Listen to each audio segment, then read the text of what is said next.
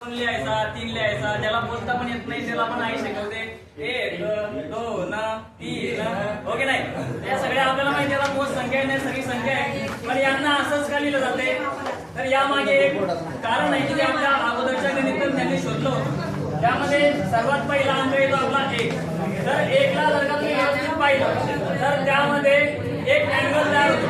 काय तयार होतो? एक अँगल. 2 ला जर का तुम्ही व्यवस्थित लिहून पाहिलं तर 2 याच्यामध्ये 2 अँगल तयार होतात.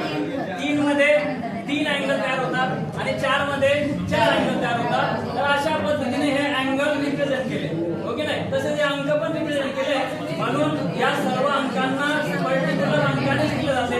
1 ला 2 नाही होऊ शकत आपण, 2 ला 1 नाही करू शकत आपण. समजतंय का? क्लिअर आहे सर्वांना? गाडा वाजवा माझा.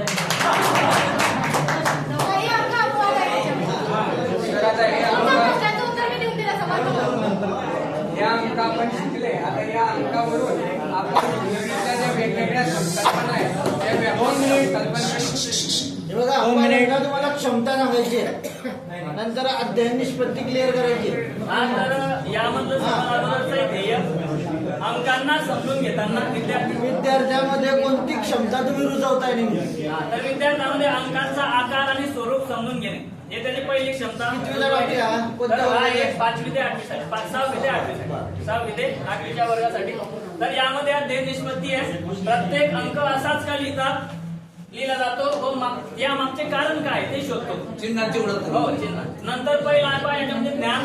विद्यार्थी अंक ओळखतो, कारण 6वी पर्यंत त्याला अंकांची ओळख झालेली असते. 1 ला 1 म्हणतात, 2 ला 2 म्हणतात. आणि आकलन होते त्याला विद्यार्थी अंक असेच काय लिहायचे ते सांगतो. त्यामुळे तो सांगतो किंवा याला एकच खाली की याच्यामध्ये 1 अंक तयार होतो, 2 ला 2 अंक तयार होतात, 3 ला 3 अंक तयार होतात. नंतर उपयोजन. विद्यार्थी कोण मोजतो यामध्ये?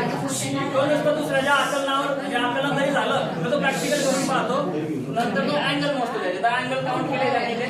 नंतर विश्लेषण.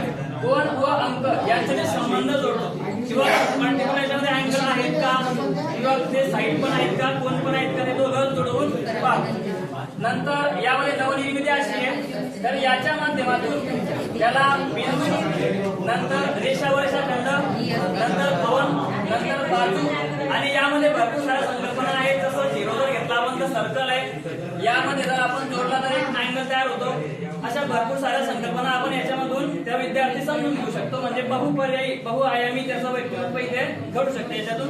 नंतर वस्तुनिष्ठ प्रश्न आहे. त्याच्यामध्ये काही प्रश्न आम्ही तयार केले की जे आपण शिकलो ते 4 प्रकार त्यापैकीच आहेत. तर त्यामधला पहिला प्रश्न आहे का बिंदूची संकल्पना स्पष्ट करा. तर हा पहिला प्रश्न येतो उपयोजनात्मक. नंतर अंकांवरून कोणाची संख्या मोजा. उपयोजन कसं दाखवतो तो बिंदूचं उपयोजन कसं दाखवतो? सर 2 मिनिट सर याच्यामध्ये आपण हे जर बसला की हा एक पॉइंट ठेवला तर हे जर तोडलं तर तो रेषाखंड तयार झाला.